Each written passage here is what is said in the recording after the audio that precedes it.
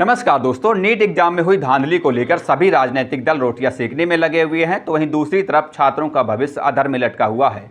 एक तरफ जहां छात्र परेशान है, तो वहीं दूसरी तरफ सुप्रीम कोर्ट भी बेबुनियाद याचिकाओं को लेकर काफ़ी परेशान है। छात्रों की मदद की आड़ में कई लोग फ्री की पब्लिसिटी बटोरने की फिराक में घूम रहे हैं। इसलिए आलम यह है कि कोई भी मुंह उठाकर सुप्रीम कोर्ट का दरवाजा खटखटाने पहुंच जाता है। इसी कड़ी में एक कोचिंग इंस्टीट्यूट को सुप्रीम कोर्ट ने लताड़ लगाई है। क्या है पूरा मामला, हम इस रिपोर्ट में विस्तार से जानेंगे। लेकिन उससे पहले आप अगर हमारे चैनल पर नए हैं तो चैनल को सब्सक्राइब कीजिए और बेल आइकन दबाकर वीडियो को शेयर कीजिए। दरअसल नीट यूजी पेपर लीक मामले में सुप्रीम कोर्ट ने प्राइवेट कोचिंग सेंटर को फटकार लगाते हुए कहा कि इस मामले में उन्हें कूदने की कोई ज़रूरत नहीं है।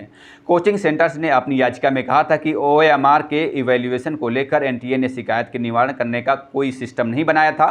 वहीं जस्टिस मनोज मिश्रा और जस्टिस एसवीएन भट्टी की वेकेशन बेंच ने कहा कि कोचिंग सेंटर्स का कौन सा मौलिक अधिकार छिन गया जिसकी वजह से आर्टिकल 32 यानी कि अनुच्छेद 32 के तहत याचिका फाइल की है।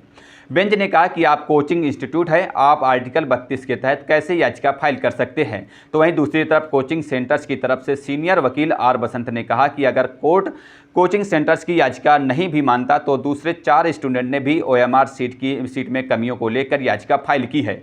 वहीं एनटीए ने शिकायत निवारण का कोई विकल्प ही नहीं दिया है।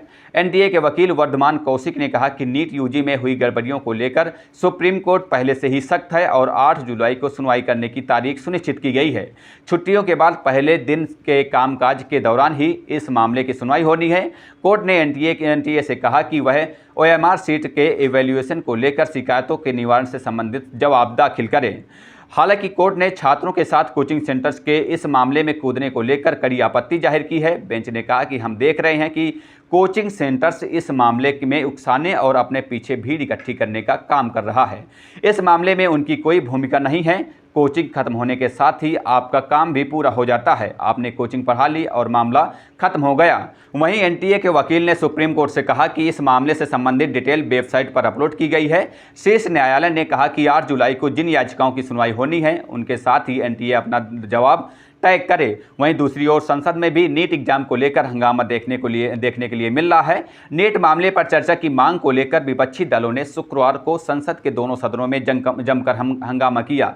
इस वजह से लोकसभा और राज्यसभा की कार्यवाही बार बार स्थगित करनी पड़ी। विपक्षी दल नीट परीक्षा और अन्य परीक्षाओं से जुड़े मुद्दों पर तुरंत चर्चा की मांग कर रहे थे। वहीं सदन में राष्ट्रपति के अभिभाषण पर धन्यवाद प्रस्ताव को लेकर चर्चा होनी थी। सत्ता पक्ष और लोकसभा अध्यक्ष की ओर से विपक्षी सांसदों को समझाने की कोशिशें हुई, हालांकि बात इससे नहीं बन पाई, जिसके चलते सदन की कार्यवाही दिन भर के लिए स्थगित करनी पड़ी। वहीं तो दूसरी ओर नीट परीक्षा खत्म करने को लेकर तमिलनाडु के मुख्यमंत्री एमके स्टालिन ने प्रधानमंत्री नरेंद्र मोदी समेत 8 राज्यों के मुख्यमंत्रियों को पत्र लिखा। उन्होंने राहुल गांधी को भी साथ में पत्र लिखा।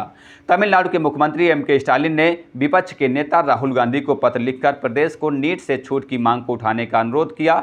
इसके साथ ही उन्होंने इंडिया गठबंधन से अपने विधानसभाओं में नीट परीक्षा के खिलाफ प्रस्ताव पारित करने का भी अनुरोध किया। तमिलनाडु विधानसभा ने शुक्रवार को एक बार फिर आम सहमति से एक प्रस्ताव पारित कर केंद्र से आग्रह किया कि वह राज्य को राष्ट्रीय पात्रता सह प्रवेश परीक्षा यानी कि नीट से छूट दे। उन्होंने ये भी अपील किया कि 12वीं की परीक्षा के नंबर्स के आधार पर छात्रों को मेडिकल पाठ्यक्रमों में एंट्री देने की अनुमति दे। बीजेपी सदस्यों के विरोध और सदन से वॉकआउट के बीच प्रस्ताव पारित हुआ। इसमें केंद्र से राष्ट्रीय मेडिकल आयोग अधिनियम में संशोधन करने और नीट में कथित अनियमितताओं के मद्देनजर कई राज्यों में विरोध बढ़ने के चलते देशव्यापी परीक्षा को समाप्त करने का भी आह्वान किया गया। फिलहाल इस वीडियो में आपकी क्या राय है, हमें कमेंट करके जरूर बताइएगा। मिलते हैं किसी नए वीडियो के साथ, तब तक के लिए बहुत बहुत धन्यवाद। जय हिंद, जय भारत।